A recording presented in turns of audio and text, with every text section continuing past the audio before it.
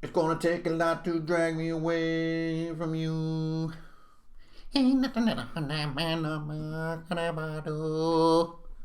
I bless the can and America. Gonna get the time, so take the tin can never get.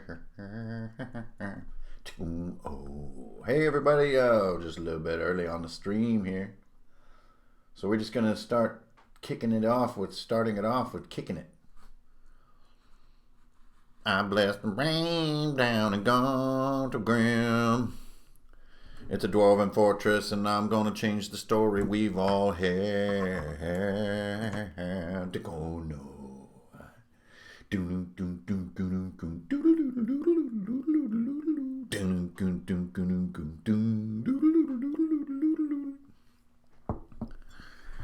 It's gonna take a lot to drag me away from you. Ain't nothing that 100 dwarves or more could ever do. I breast the halls down in Gauntlygrym. It's a big old dungeon built by dwarves we never had to go no.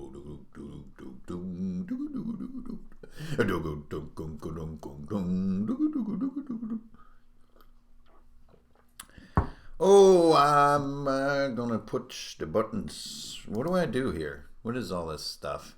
Yeah, I'm in the rectangle. Hey, everybody. Greetings, fellow lumpy-headed, three-thumb-having shield wallers, dwarves all the Delzoon. Welcome back to Rune Haman. My name is Ingrid Bernal, your humble servant here on the interweb, and it's nice to have you guys. Happy Wednesday morning, you guys. It's a fine, cloudy morning here in Washington, as it should be. Very nice. Foggy, rainy. Anyway, it's a good morning to be drinking coffee. So when you've had 3 cups, you get a little bit Okay. So, hey, today is, I'm very excited. It's very frustrating not to be able to do this yesterday morning, but it's all good. Very excited to get it done today. This is something that I wanted to do way back at the beginning of the channel. Just never had the exact format figured out. But now that time has passed. Yeah, have the format figured out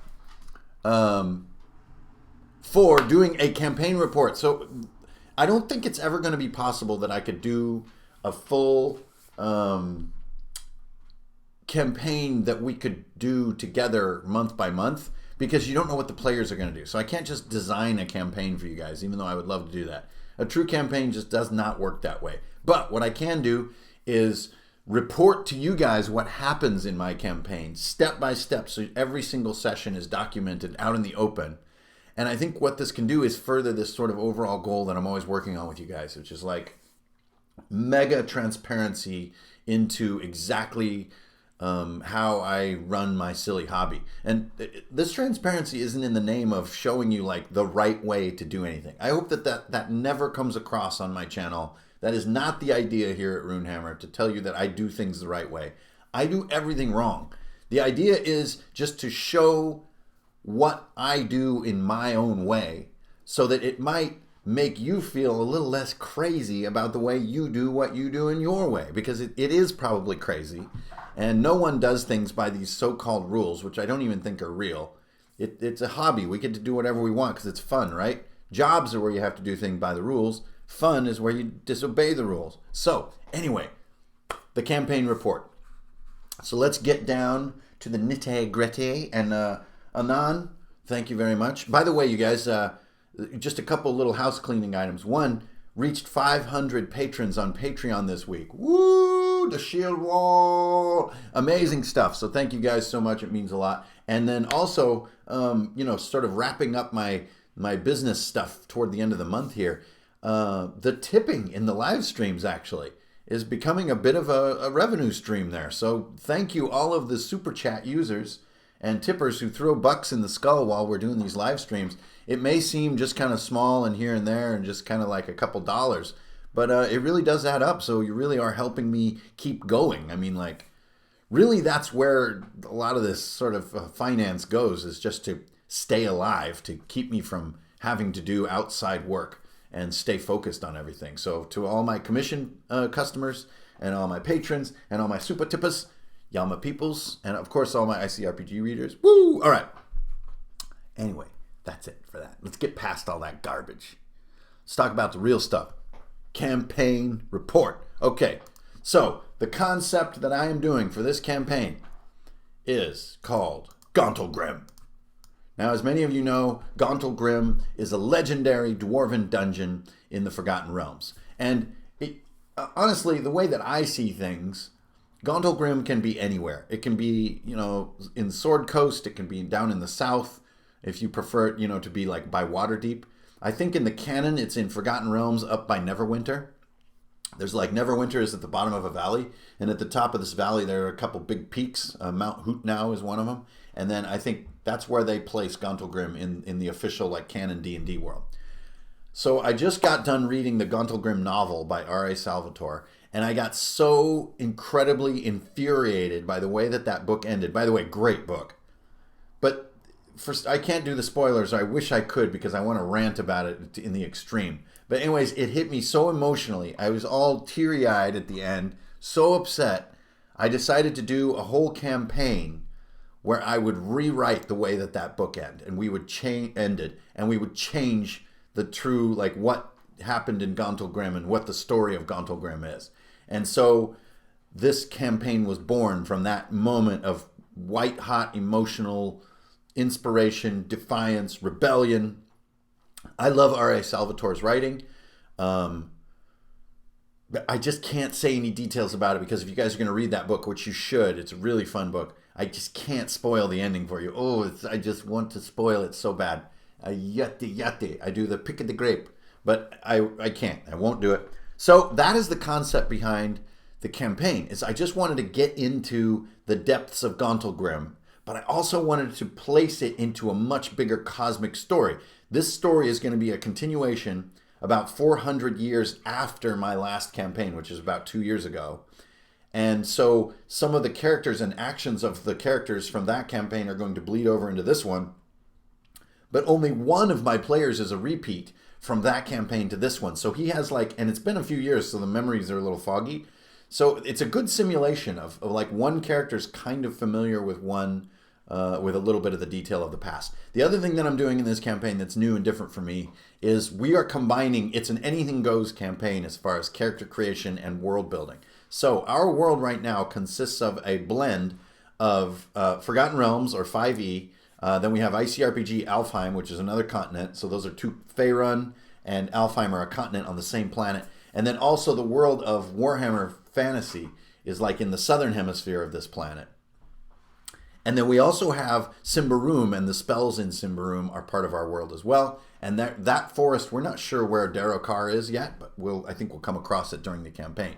So not only were we allowed to use these 4 books and worlds as part of our game world, but also we did an anything goes approach on rules. So we have a warlock in our group, for example. He can have spells from anywhere, from ICRPG, from 5e, from Symbaroum, anything. And then at the table, we just hack and negotiate and get the final version of his spell. So we're going to go through some of the other things that we did. There's especially one great rule that we came up with. Actually, let's do that first. So let's just dive in, guys. Okay, here's the great rule. So we hit this this conundrum, or this interesting pinch in game design by hybridizing all these game systems, and it's the question of spells. Now in ICRPG, there is no daily limit to spells except for spell burn and stuff like that. Most of you know that already. Spells just require a roll, okay? So let's get a couple little things going here, okay? So we have ICRPG and then we have 5e as far as the reference points here. So in ICRPG, you always have to make a roll, and then you often have very even effects, i.e. the D8. And then you have simplicity, okay? And in 5e, you have a daily feel to almost all spells, right? Except cantrips and stuff. And then you have wildly varying effects Like you can have some spells that are like 10d8, right? And then you have often very complex limitations and explanations. So what we came up with is that any time my warlock in the game is casting a spell, same with our priest, same rule applies, you get to choose which paradigm you use. It's roll and repeat versus guaranteed daily. This is brilliant. Oh my God. And we came up with this all together. So I can openly say it's brilliant. Okay, so roll and repeat means if you make a roll to cast a spell, the spell is still in your memory and you can still keep using it over and over because you're making a roll on the target. But if you really need a spell to hit, you can get a guaranteed cast on it with no roll like you do in 5e, but it's burned for the day. This is the choice that my casters get to make every single time they cast a spell in our sort of hybrid world that we've built. And it's awesome. It's a form of microeconomy that has just really given spell casting this new feel. Now, this does not answer this little variation right here. This is still a little bit challenging to us. But we are currently boiling down every effect in a 5e or Symbaroum spell down to ICRPG style, which is a d8 plus magic bonus. This is because everything has so few hit points in ICRPG, it would be completely insane to do like a 4d12 fireball. It'd be just ridiculous. It's like a nuclear bomb. So what we're doing is we're focusing our efforts more so on success potential of spells rather than exaggerated effect output. So if you're playing ICRPG or you're playing 5e and you're starting to blend, oh my gosh, you guys, you've got to try this. The reason I'm so excited about it is this is not just something I wrote down in my journal. This is us playing our first session and feeling out this kind of interesting turbulence in game design and working it out together as a table. And anytime we do that as a group, I get super duper excited. What are the consequences for a failed roll? No, Sean leaves. Pick up the quick start for ICRPG. It's free. And you'll see there are no consequences. I mean, it's fine. You just don't cast the spell. This may seem like Magic gets overpowered in ICRPG, but anybody who's been playing it for any amount of time has seen that between spell burn and having to make rolls on higher targets, Magic is, if anything, underpowered in ICRPG. So there you go. Now you can blunder a spell in which you can either lose the spell, get reversed effects, or all kinds of other things, but that's not what we're here to talk about today. Okay, so Gauntlygrym, the campaign, hybridizing multiple game systems, and this was one of the most exciting, to me, game systems that we came up with. Now, there's another one that I want to talk about really quick, and then we'll move into the actual campaign. Armor. Oh my God. Armor is a constant question in all RPG game design, and it was nothing different for us. Okay, so let's take a couple of models here. You take ICRPG, or you take 5e, and you're talking about a 2-hit number. And the bigger your armor, the higher the 2-hit goes, right? But then you take, oh geez, what is it? Dungeon World? No, better yet, Black Hack. Let's talk about Black Hack. That's my favorite armor model. Well, maybe besides RCRPG. But in Black Hack, you have a soaking. So when you take damage, you can soak that damage either into your hit points or into your armor and then repair your armor over time to replenish it as you play. So the tank just has this huge pool of armor points to burn through, and that's what gives him the ability to tank. Whereas in these other game systems, the 2-hit model, the tank is just harder to land hits on. What I did is that if you're a fighter in our game, you get to choose. You get to choose which model you want to do. But normal characters, non-fighter characters, are just stuck with the 2-hit model. A fighter only has this skill to basically absorb hits in the form of armor damage to avoid damage. Now, this is really fun, works great. The tank is really tough at the beginning of the night, but then he wears down his armor and suddenly he feels naked, right? So if you do this model, be sure to remind your fighter character that he or she is going to need a repair skill or a mend spell or something. You need a way to repair your armor or you're going to get stuck with no armor after the first third of the night. So make sure that, and this is kind of something we overlooked, so I'm not coming at you like I'm brilliant and I designed this system. No, halfway through the night or even at the end of the night, we realized like you know, dude, you should think about repairing your armor. And he's kind of like, oh, I never even thought that maybe I could. And this is a great moment for all role playing and all of our hobby, is like the only limit on what can be done is that it's thought of, is that it comes to mind and that a player says it. And then we can negotiate over exactly how we get it done. But the epiphany of seeing something that could be possible is the beauty in our game and in our hobby. Woo! Okay. So spells and armor, we had a lot of fun. Otherwise, that we're playing ICRPG, but just taking inspiration from any one of these 4 sources. Okay, Gauntlygrym. The characters, the heroes, the PCs. I've got a 3-person group, which I got to say, for table space, totally awesome. For turn time, totally awesome. It's really great to have a 3-player group. It's really cool. Now, everything is going to be harder in a 3-player group. You're no longer going to have that problem of like, man, I have these 5 PCs and nothing I throw at them is dangerous enough. You are not going to have that problem. It is very easy to wipe with only 3 players. Okay, so just keep that in mind. But our 3 players here, one of our players, Eric, he did our character art, and hopefully he's going to continue to be our team artist because, you know, I've got a lot of other stuff going on. So it's really actually refreshing and fun to have one of my players be my group artist. That's a great time. Eric's work is amazing, by the way. You can check him out. He works with Carbon Games. They just did a new Air Mech release, and they got other cool things coming. Keep an eye on them because they make cool stuff. So here are our characters. We have a fighter, and he's like part of a legacy from the old campaign. He comes from Lork, which is a town in Faerun in 5e, and he's like part of this basically royal line of warriors. Very straightforward warrior character, really easy to understand and straightforward in his goals and his nobility and his goodness, and hell yeah, you know, he sees the king and he kneels and this kind of stuff. Next we have Brother Karnov here, which is this jovial pirate fellow. So he's lived this pirate life with all these tattoos and everything, but he kind of saw a little too much cruelty. He saw too much pirate life, and he became a priest of Shalaya, which is a god from Warhammer, and is sort of now on this mission of light and of goodness, and he's kind of a very an unorthodox priest character. Is really interesting and fun. Okay, and then finally we have our gnome here. We have this sort of disheveled, sort of disillusioned gnome. So he was meddling with magic he didn't understand and accidentally created a warlock pact with Shibaba, the goddess of bad luck.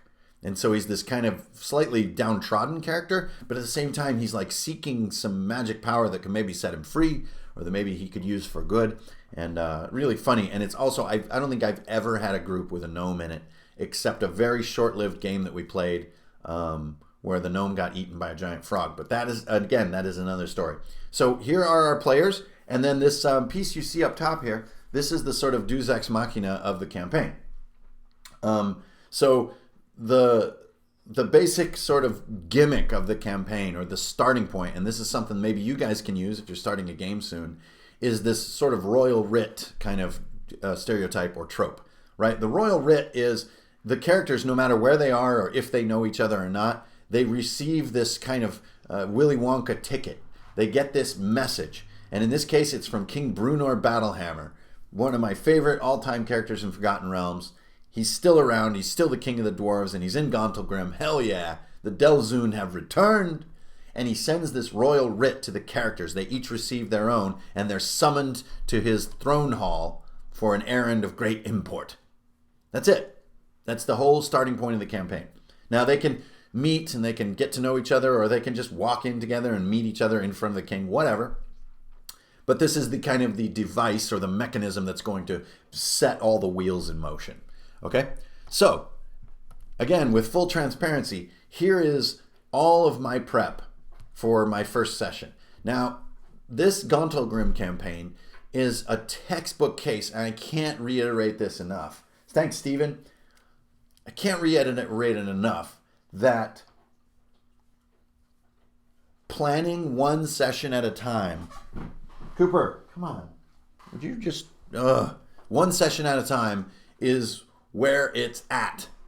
It gives the players so much agency to decide where the campaign's going to go again. That's why I can't just plan a campaign for you guys, is that the players are always going to take routes you don't expect, and you need them to have choice that's real, not like taking sort of false choices that are marked by traffic cones, right? They need real choice that they're creating. But in this case, I did this one night of prep, and not only was it not that, arduous to create, but I really had this feeling of this open end at the end of the campaign, because I knew there's nothing on the next page of my journal. There's nothing there. So I just needed a good sense for exactly what's happening and where it can go, and then let them play in the playground. And what we're going to focus on today is entirely just this first space, which is really where they spent most of their time in the first session. And I really want to talk about a changing space in particular. And you can see it here on the right page of the journal, this sort of two versions of the same space right here. And so this is what we're going to talk about a lot today, is changing your space as part of making a single space really dynamic. Now, especially if you're playing with 3D terrain, changing space is really fun and important, because you can't just draw new stuff. You've got all this sort of built-in investment in this big 3D board that you're playing on. So changing it can get a lot more life and a lot more use out of one 3D board. Okay, so this was just my facing pages in my journal, where I designed my special monsters, which are right over here, and then my NPCs, which are right here, and their fundamental sort of motivations. And then, I also use this page to sort of, make messes and mark off hit points. But mostly I use dice next to enemies on the board to count their hit points and their damage, so I don't get too much of a mess in my journal. Okay, so here is a look at the before and during shots. These are photos from the table. So the shot on the left, here, can I move this? Can I... No, I can't, can it? So let's just do this. Here we go. So this shot on the left, this is my game table before the session. So right before everybody shows up, when I have my music turned on and I cracked a cold beer, and I was prepared to run my game. Okay, so basically got my journal, my rolling box, which this was the first game I used my rolling box religiously. I only rolled in my rolling box, and I gotta say, I love doing it that way. It is awesome. I might even bring my rolling box to RinCon, because I've just learned to love it. It controls the mess on the board and lets the players make the mess. Anyway, then I got my book, my journal, my little hit. I use, here, let me get some red ink here. I use these right here. Those are my dice that I use to track damage against enemies. So I just place them next to the enemies. And then my hero coins there. And then here we have Brunor's Royal Hall. And so the player is going to start right here and go in this way. And right up here you have Brunor and Duke Scood, which is kind of his most trusted advisor or ally, and we're going to get into the game. Okay, then fast forward a few hours, and you can see how the space has changed. And this is what I'm going to show you some more photos here. But you have some fires that are breaking out right here, and then you also have, I use black felt to show where holes and pits form, and then also part of this walkway had collapsed inward and been destroyed. And then you notice these pillars have fallen over and made a mess. And there's here's some whiskey or something, and then yeah, so, and here's my other players. He's got digital, and he plays out of his notebook, and then here's Matt back here. So anyway, that's during the session. I just thought you guys might want to see, because I find it really interesting to see this sort of before and during comparison. Okay, so this is when the three characters first answer the royal summons.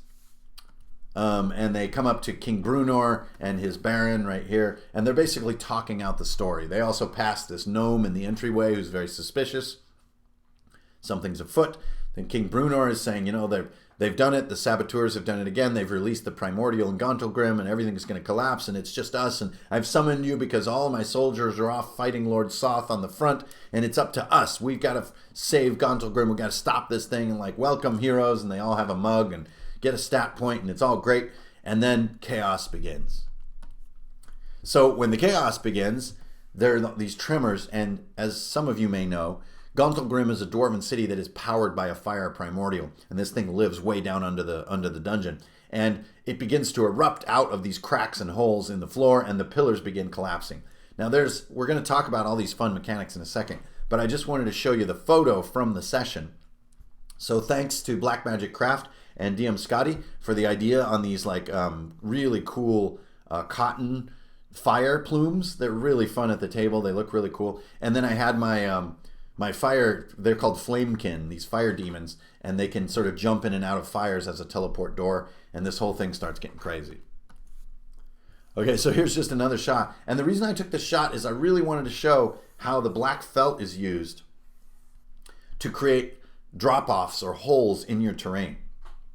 This keeps you from having to make like lots of different shaped terrain. You can just use black felt as things collapse and change. And it's really easy. You can see where the pillar has collapsed here. There's some players that have fled back here. This fire is erupting and so forth. And then finally, this shot I found interesting because toward the end of the session, I find myself with this nice little junk pile that I draw from to keep doing my, my DMing. And this junk pile includes a little bit of terrain over here, you know, in case I need some big stone blocks. It includes my monsters that are spawning and being killed and spawning and being killed, right? And then it also includes my NPCs who had left the board, but also these black dice I use for hit points. And then here you can see where I'm tracking with my book and my yellow dice set. I'm going to sneeze.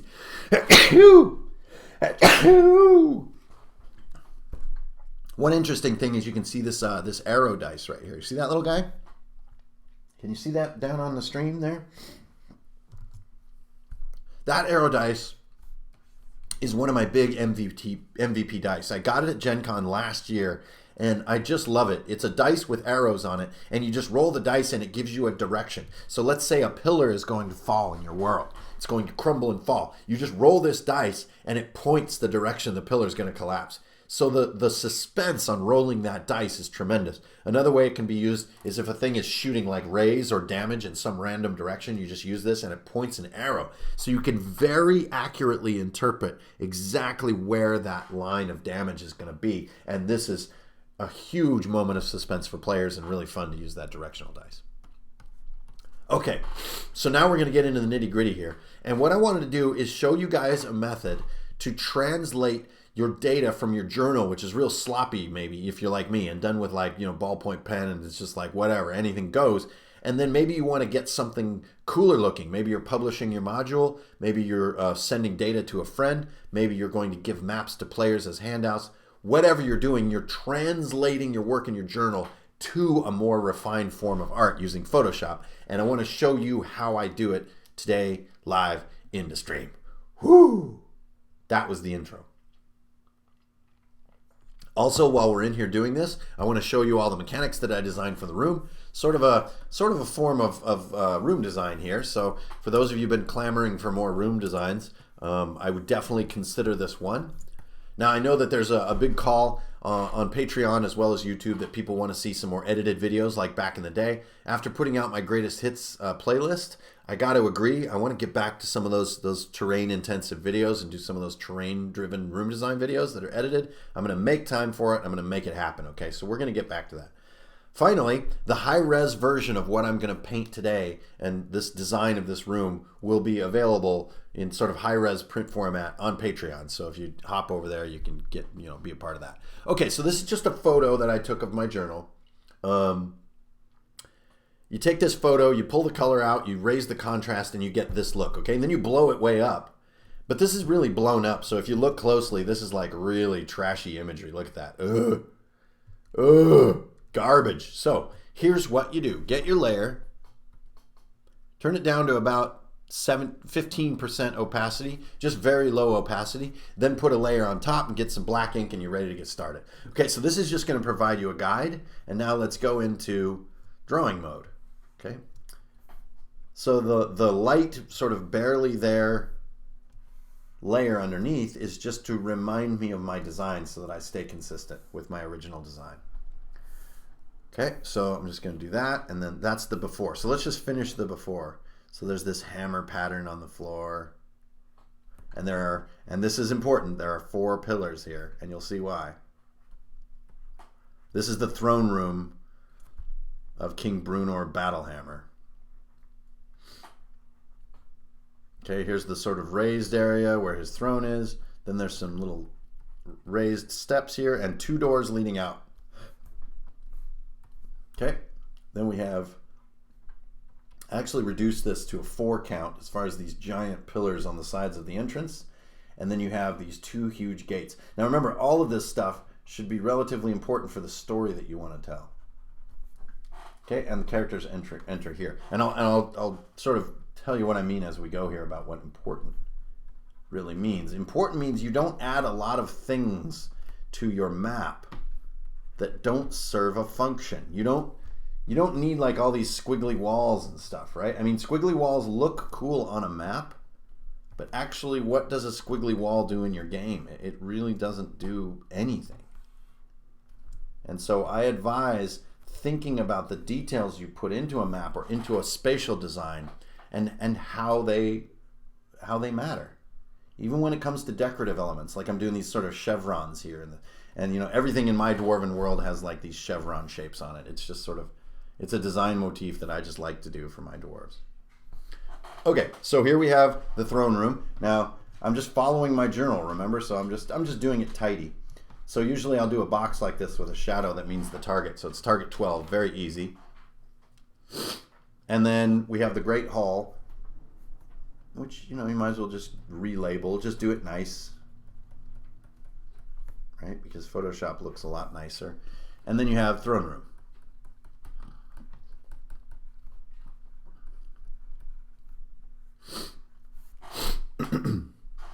Excuse me. Okay. So there we go. So now that's the before. Now here's the after. So what happens is they come in, they introduce themselves to Brunor, they talk for a second, you know, he thanks them for coming, they maybe do a little bit of role playing with each other, which is exactly what happened in my group. And then Brunor gets right to the point, and he's like, you guys, there's been a saboteur.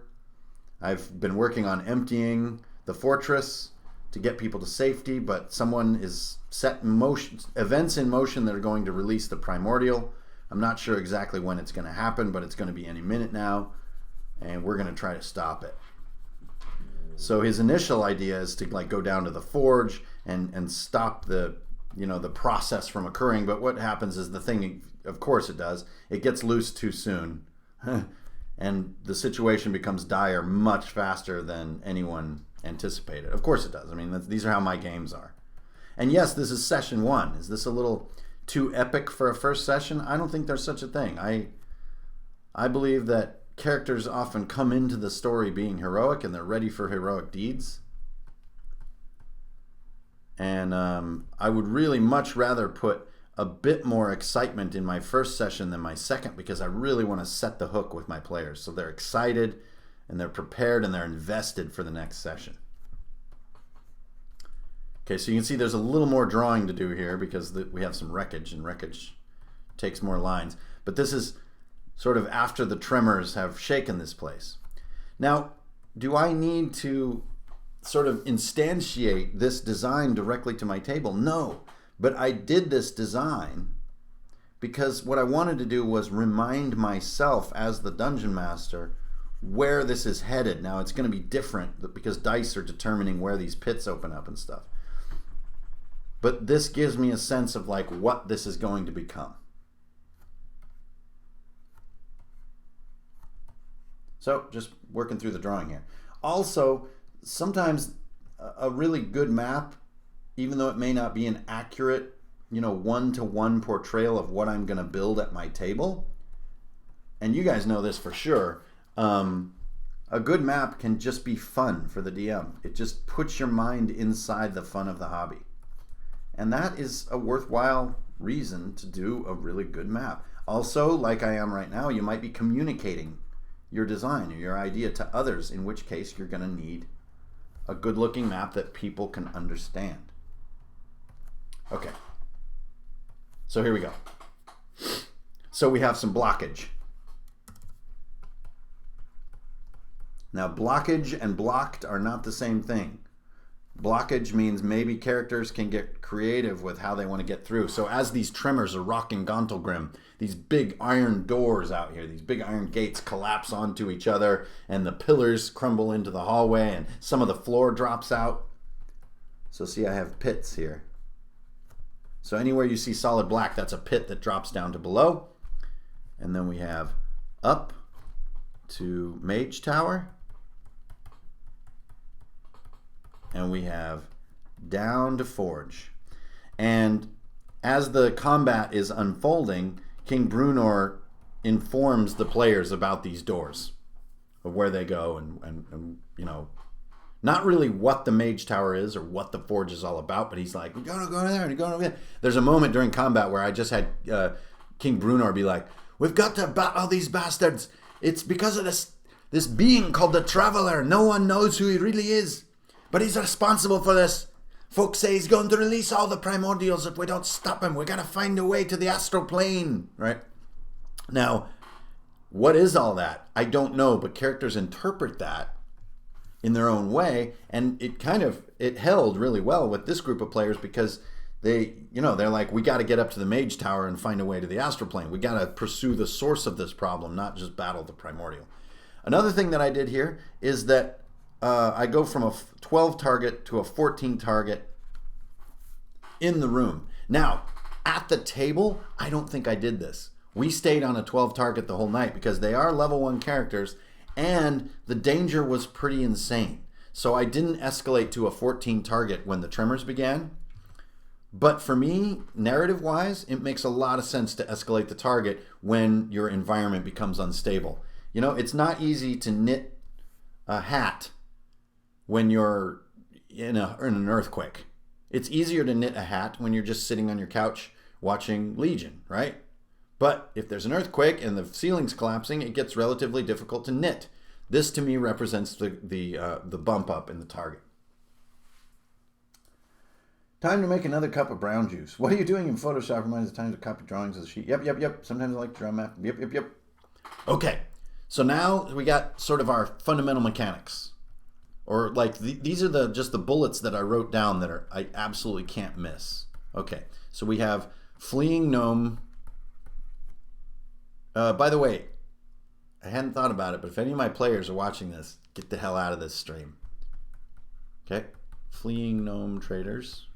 And then we hear arguing, which didn't become that big of a deal.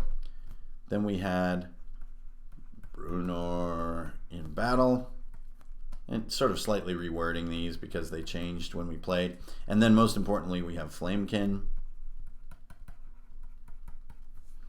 And then we have Pillars Spawn. Okay, and that's really what I want to talk about. So now I don't need that guide layer anymore. And now you can see how I'm getting this nice look. And you can add like some thinner lines. Sometimes they give architecture like a more finished look like this. It looks like, you know, waist coating or room trim. You know, and then you can do some more cracks and dots on more ruined looking maps to make them look more complete.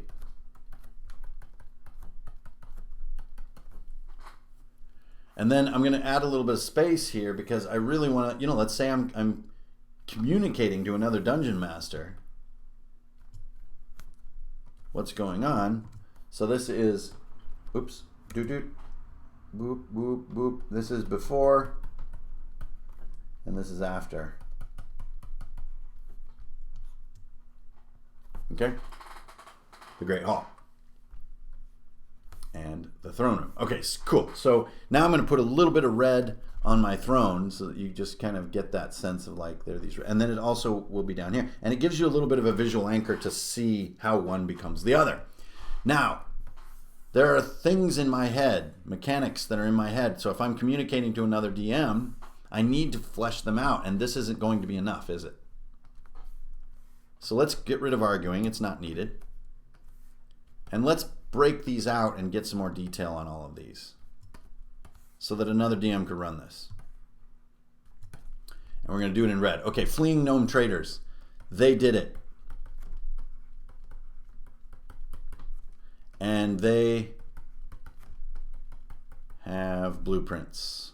And you can interpret this how you want, but what we did in my game is that these gnomes that are sort of fleeing the scene of the crime. Here, let me get this layer over so you guys can see my ugly mug is on top of some of the image here.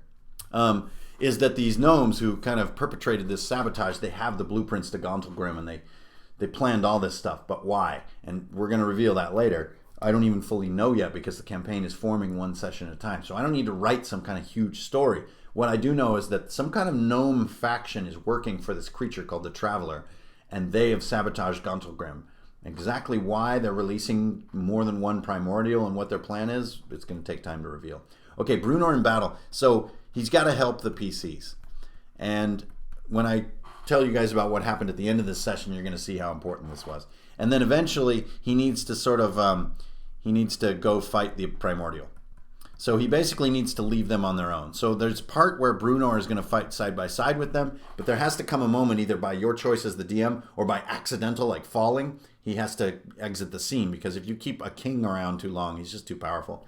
And he's kind of like training wheels. He's kind of like a welcome to the game, and then you get him out of here. Flamekin. The Flamekin spawn from pits. The Flamekin spawn 1d4 when all slain. Or killed is easier to understand.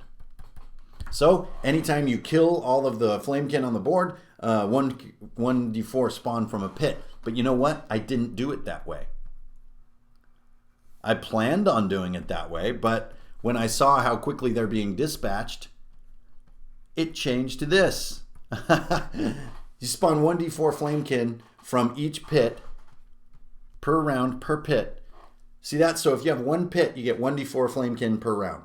If you have two pits, you get 2d4 Flamekin per round coming out of the pits. Emerge. Okay? And then I'll show you guys the Flamekin designs in a second. Finally, we have the pillars. They fall one at a time. They fall a random direction. And where they fall, impact becomes a pit.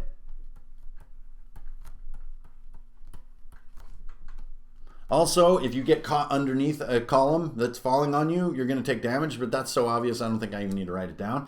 And there you go. Those are the mechanics of this room. That is it. That is all. Everything else is up to what happens. It's up to the players, how they respond. Do they flee? Do they go up to the mage tower? Do they try to go down to the forge? Do they jump in the pit? Do they fall in the pit? Do they... anything can happen. All kinds of stuff can happen. You don't know where the pillars are going to fall either. It's all dice driven. So as the DM, you do not know how this board is going to change. How do you plan for lighting to work? I don't. There is no lighting. Sorry, I got to leave early. Yep, bye. Okay.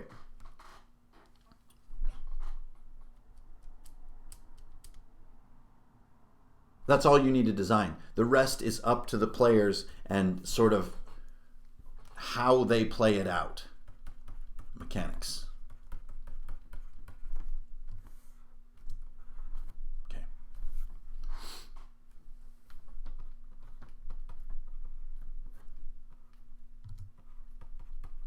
So we're going to call this part 1, the Royal Welcome.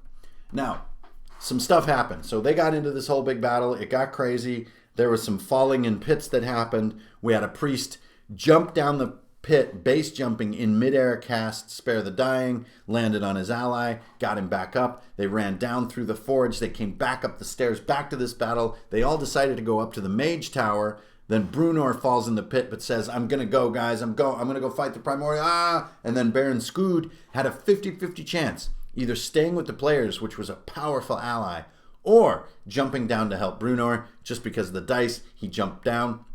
So now the players are on their own, the three of them, okay? And that's important for me to tell you how the session ended. But before we talk about that, we're going to talk about the two enemies that I designed. We're going to talk about Flamekin, and we're going to talk about the Taskmaster. Now, usually when I design my own enemies, I kind of do this 1-2 formula, this 1-2 punch. And what it does is it gives me a lot of fodder guys, and then after the fodder guys are running a little bit thin, then up comes the bigger guy. And it just changes the tone of the fight and adds a punctuated moment, and those punctuated moments are magical. Okay, so if I look back on here, here's my original notes. I've got one action plus two, so I've got one action plus 2 rolls. So that's every roll I make, I just do a +2 on it, which can be pretty deadly. Then we have claws. They all have spider climb. And I used it in the beginning but didn't use it later, fire spit, which is just a ranged weapon attack. Really, really simple stuff here. And then we have 6 hit points. So this is a little bit off ICRPG design, but 6 hit points is nice because you can use a D6 to track their HP in a way that's very, very clean. And little D6s sit on the board to track enemy damage so cleanly and so nicely. So that's worth just marking that way. Okay, then up on the Taskmaster, we have 20 HP and we have 20 soak armor. So again, the reason I do 20 is that I can use a D20 to track his damage on the board, and I don't have to make that big mess of writing on my journal. Okay, now the real key with the Flamekin is this ability they have, which is that if, well, that's a nice looking if I wrote there, good lord. Okay, if a PC ends turn adjacent,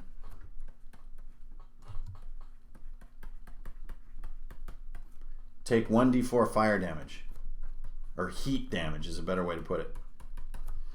So this may seem sort of small, but it took my players most of the session to finally figure it out. If you're fighting these things melee, you always have to disengage backwards at the end of your turn. Every single time. It's a super simple thing to do, but it can take you a whole game to really get the hang of it.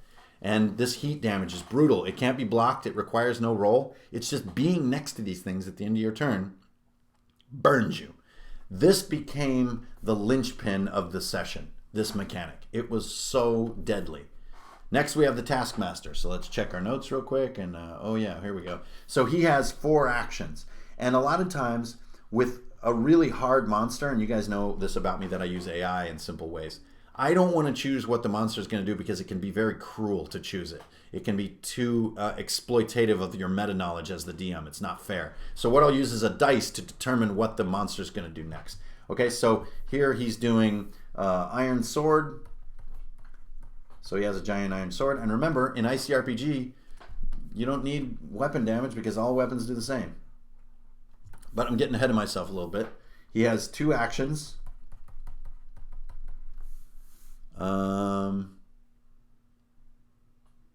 And then I believe he was plus 3 on all rolls. So slight escalation there. But the 2 actions is a major escalation. That's it. Okay, so we've got Iron Sword. Then we've got the Fire Lash. Then we've got Empower. And finally we have Flame Step. And these are just enemies that I designed for this encounter. Okay, so Iron Sword is very simple. D6, right? It's just a sword.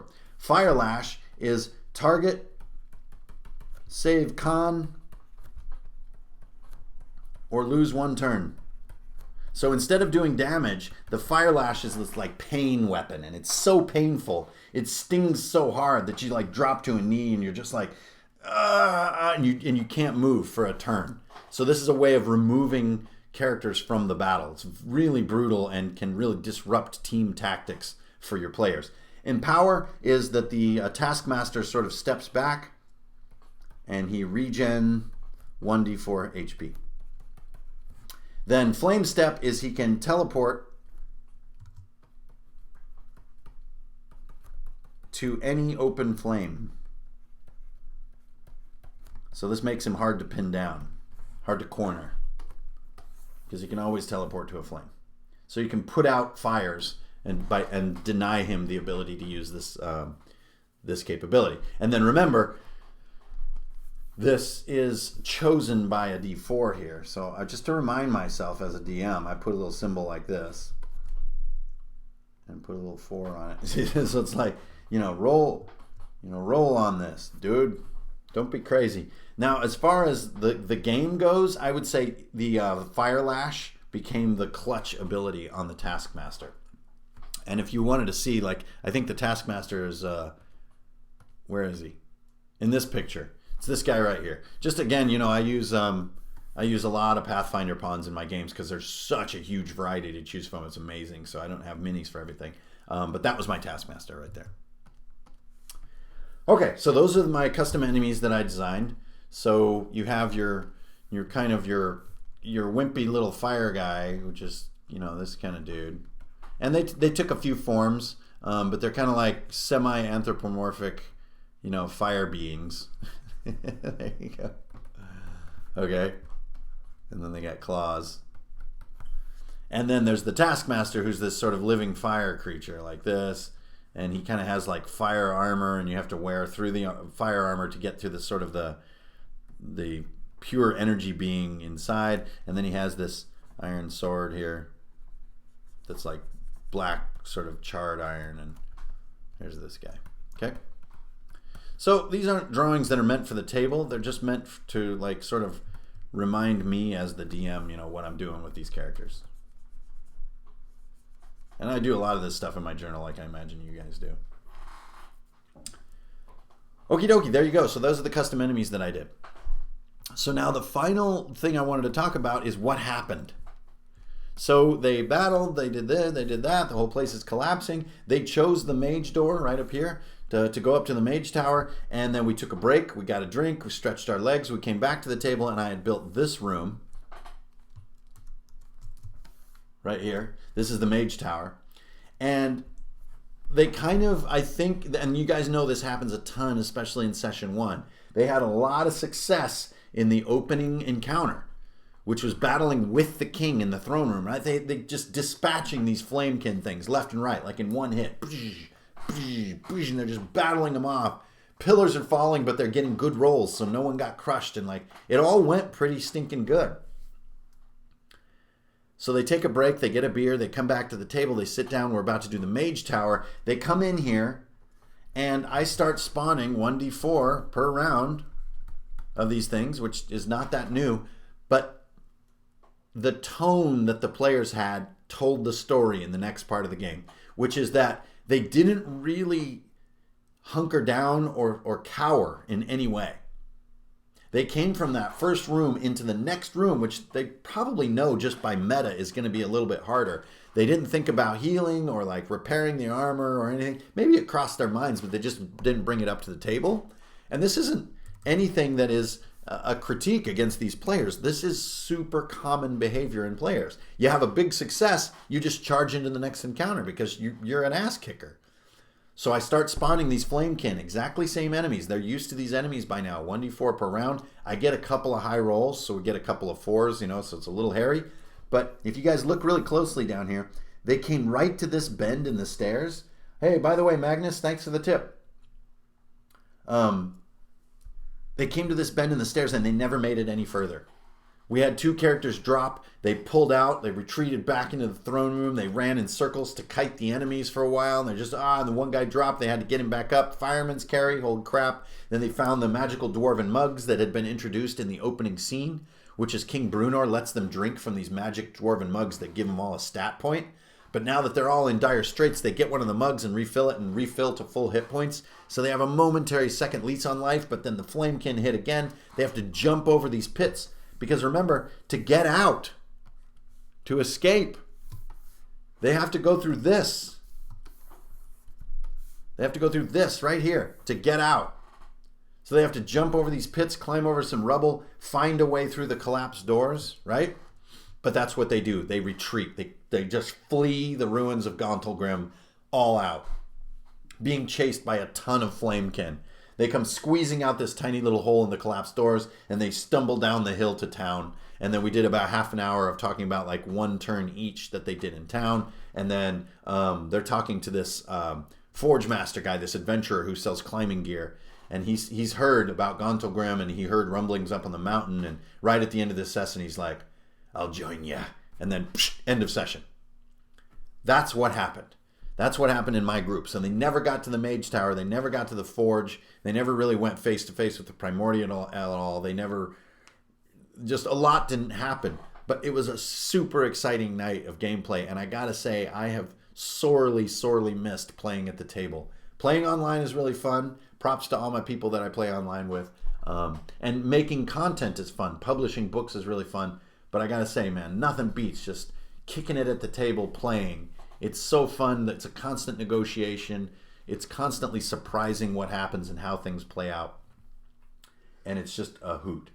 Rick, all these videos are all archived. So So that's it. That's what happened at the beginning. So as you guys can see, there's a lot we haven't talked about. There's these sort of front stairs here. Never really got those to come into play, but it didn't really matter. And then there's the forge down here. So I don't think it's really their priority to go down to the forge and play those mechanics and those monsters. I think their priority is to go to the mage tower, if I understand them correctly, and look for a way to reach the astral plane. So this adventure and this campaign gets very interesting very quick, which is that they go up here, and again, if you guys are watching, you're chumps. If they go up here, then of course, you know, there's got to be some kind of way up to the roof, which I haven't drawn right here because I knew they wouldn't get that far. And there's a way there to get to the astral plane. We go to the astral plane, we start pursuing the traveler. This involves some other side quests, and we start opening the campaign up more and more. So for now, they went to town. They got a bunch of equipment, healed up. They're ready to go back into Gauntlygrym. They're ready to continue their mission. But nothing is better from a DM's point of view, if you ask me, than having players have an initial experience of just being like, oh my God, we just got our butt kicked. To me, that is such an exciting start to a campaign, because right away you get the ultimate sort of commodity that a DM can use in a game to create excitement, which is this fear of getting your butt kicked, fear of wiping. And the only way to make that fear real is for it to almost happen. You can't just artificially tell players, oh, this is going to be really deadly and dangerous. They're just not going to believe you. They're just going to be like, yeah, whatever, dude. Sure it is, right? But when that happens right away, I mean, whoa. So that's what happened in our first session. We basically went into Gauntlygrym, met the king, went on this errand, parted ways with the king, unfortunately, got in a battle that was over their heads. They fled utterly down to town, then rubbing their hands and going, we overlooked some stuff, like we have no rope, and like, let's stock up, let's get an ability to repair armor, let's talk a little bit of how the rules are working out. Maybe somebody missed a few stat points in their character build, so he was having a little bit of a hard time, and so on and so forth. Then next game, we're going to get back in. So Gauntlygrym is going to be a monthly game.